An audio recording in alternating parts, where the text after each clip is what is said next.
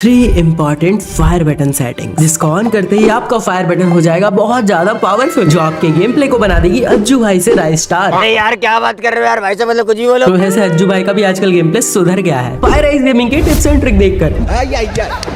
तो आज के इस खतरनाक सी वीडियो में आपको ऐसे 3 फ्री फायर के फायर बटन की सेटिंग्स बताऊंगा जिन्हें आप सेट करने के बाद अपने गेम प्ले को एक नए लेवल पे पाओगे। तीसरे वाले सेटिंग को जैसे ही आप ऑन करोगे आपका हेडशॉट तो लगेगा ही साथ आपका हेडशॉट लगने का जो स्पीड है वो इस लेवल का होगा, एनिमी सदमे में चल जाएगा भाई मुझे हेडशॉट लगा कैसे। यहाँ पे क्या हो रहा है? मूवमेंट स्पीड भी बढ़ने वाली है। जोर जोर से बोल के लोगों को स्कीमें बता दे। इस वीडियो को देखना है आपको बिल्कुल एंड तक, एंड तीसरे वाले ट्रिक को तो गलती से भी मिस मत करना। तो दोस्तों नॉर्मल फायर बटन को फायर बनाने के लिए आपको सबसे पहले फायर बटन का पोजीशन और साइज को अपने हिसाब से परफेक्टली सेट करना पड़ेगा। अब आप इसको कैसे कर सकते हो? सबसे पहले आपको क्या करना है, आपको देखना है अपने थंब को, क्योंकि 99.99% प्लेयर्स जो होते हैं वो अपने थंब से ही फायर करते हैं। बाकी जो 0.001% प्लेयर्स होते हैं वो होते हैं कुछ लेजेंड्स।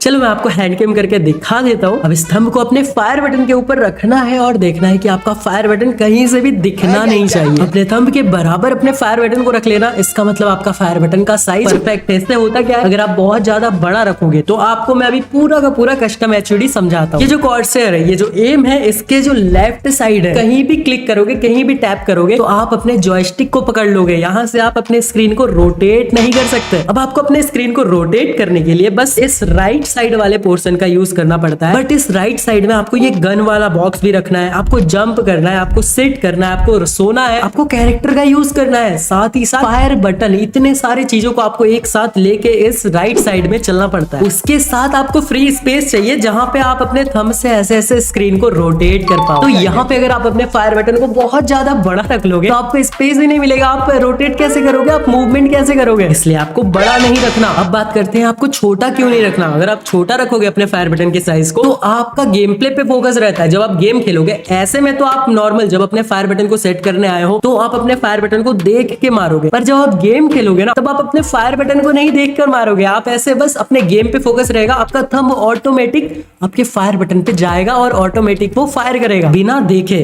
तब कई बार क्या होता है, अगर आपका फायर बटन बहुत छोटा है तो आपका थंब जो है वो थोड़ा सा इधर उधर चला जाता है, जिसकी वजह से फायर नहीं होता है। तब क्या होता है, आपको एनिमी मार के चला जाता है। यहाँ पे ये मिस्टेक होती है। इसलिए दोस्तों साइज तो मैटर करता है, साइज परफेक्ट होना चाहिए, ज्यादा बड़ा भी नहीं ज्यादा छोटा भी नहीं। अब बात करते हैं फायर बटन के पोजीशन की। मैंने अपने बहुत सारे वीडियोस में कहा है कि अपने फायर बटन को रखना है आपको थोड़ा सा नीचे, जिससे कि आपको ड्रैग करने के लिए एक अच्छा सा जगह मिले। पर फिर मैंने एक चीज नोटिस किया कि जब हम ड्रैग करते हैं तो वो कुछ मिली सेकेंड्स में ही ड्रैग होके ऊपर चला जाता है, एंड हमें सिर्फ एनिमी के यहाँ से यहाँ तक एम को लेके जाना होता है। अब एम पैर से हेड तक जाएगा, उसमें स्पीड मैटर करता है यार, डिस्टेंस मैटर नहीं करता। फायर बटन को मैं कितना ऊपर तक ड्रैग कर रहा हूँ, हाँ ये तब काम आएगा जब मैं एक ही गन से बहुत देर तक लगातार फायर करूँ। पर मेरी वीडियोस में आपने ये भी सीखा होगा कि आपको लगातार कभी भी किसी भी गन से फायर नहीं करना है, उससे आपका गन रिकॉइल करेगा और आपका गोली इधर उधर जाएगा, हेडशॉट तो लगेंगे ही नहीं। आपको 5 से 6 गोली एक बार में फायर करना है। फिर अगर एनिमी नहीं मरता है, इतने में तो एनिमी हेडशॉट से खत्म हो जाना चाहिए, बट फिर भी अगर नहीं होता है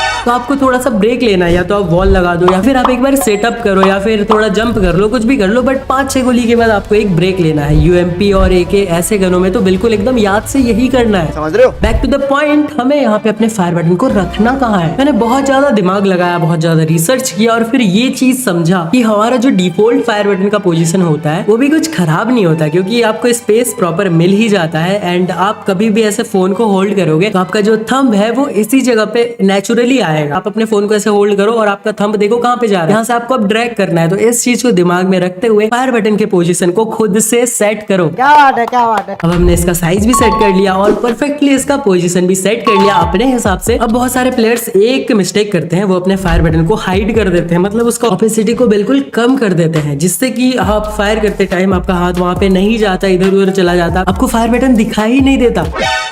कहाँ है देखिए। कभी भी अपने फायर बटन के साइज को 50-60 से कम ही नहीं करना चाहिए, उससे ज्यादा ही रखना चाहिए, क्योंकि हमारा माइंड ऐसे वर्क करता है, वो चीज दिखाई देगा तो फास्ट हमारा हाथ, हमारा जो थंब है वो फास्टली उस चीज पे जाएगा। अगर वो दिखाई नहीं देगा, हमें ऐसे अंधा मारेंगे, कई बार उस पे टैप नहीं होगा, इधर उधर हो जाएगा, बिल्कुल ही फास्ट उस चीज पे नहीं जाएगा। हमारा माइंड ऐसे ही वर्क करता है यार, जो चीज दिखाई देता है उस पे हमारा मूवमेंट फास्ट होता है। आप इस चीज को एक बार ट्राई करके देखना, एक बार बिल्कुल ऑपोजिट 0 करके देखना और एक बार 100 पे करके देखना, आपको बहुत ज्यादा डिफरेंस पता चलेगा। बाकी एक चीज मैंने यूट्यूब पे कहीं पे तो देखा था कि ये जो लेफ्ट फायर बटन है ना, इसको ला के फायर बटन के ऊपर रख देना होता है और उसके बाद इसको पकड़ के फायर करना होता है, ड्रैग करना होता है, तो बहुत अच्छे से ड्रैग होता है। पर इस चीज को मैंने ट्राई किया अपने फोन में तो मुझे कोई भी डिफरेंस का अनुभव नहीं हुआ। आप चाहो तो आप इस चीज को ट्राई कर सकते हो और मुझे कमेंट में बताने क्या ये चीज वर्क कर रही है, या इससे ज्यादा हेडशॉट लग रहे हैं या फिर क्या हो रहा है इस चीज से। बाकी इस फायर बटन का काम होता है एनिमी को हेडशॉट मारना और कोई काम नहीं होता, क्योंकि आप एनिमी को 10 बॉडी शॉट मारोगे 20-20 का, तब जाके वो डाउन होगा। वहीं पे अगर आप एनिमी को 2 हेडशॉट मार दोगे तो वो खत्म हो जाएगा। बात तो सही है। और हेडशॉट मारने के लिए आपको ऑलवेज करना रहता है ड्रैग, और ड्रैग करने के लिए काम करता है हमारा सेंसिटिविटी। अगर आपका सेंसिटिविटी परफेक्टली सेट है तो आप इजीली एनिमीज को हेडशॉट मार पाओगे। फायर बटन का रोल तो रहता ही है 90%, पर सेंसिटिविटी भी इसमें वर्क करती है और उसका भी रोल रहता है 90%। टोटल हो गया 180% भाई। मैं तो यही कहूंगा कि आप जितना ज्यादा हो सके अपने सेंसिटिविटी को रखो।